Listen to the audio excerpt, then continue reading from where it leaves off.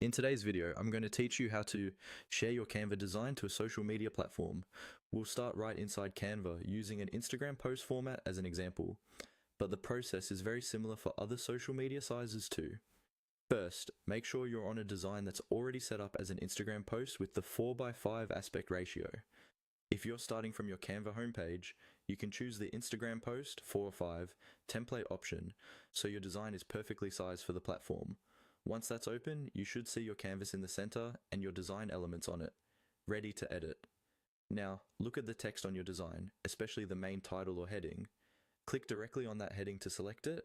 When your text is selected, Canva will highlight it with a box around the words. This tells you that you're editing that specific text element and that anything you adjust next will apply to that heading only. After clicking on the highlighted text, you'll see a toolbar appear above or near the canvas. This is where you can change your font, size, color, effects, and other styling options. Take a moment to make sure you like how your heading looks, because this will be one of the first things people notice when they see your post on social media. Next, in that same toolbar, look for an option that lets you browse more styles or text choices. You'll see a small button or link that says See All. Go ahead and click on See All. This opens up a full panel of options related to what you're working on. Depending on what you've selected, you might see all your font combinations, text effects, or style presets.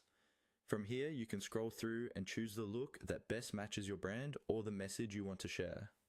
Experiment with different fonts, sizes, and colors until you're happy with the final result.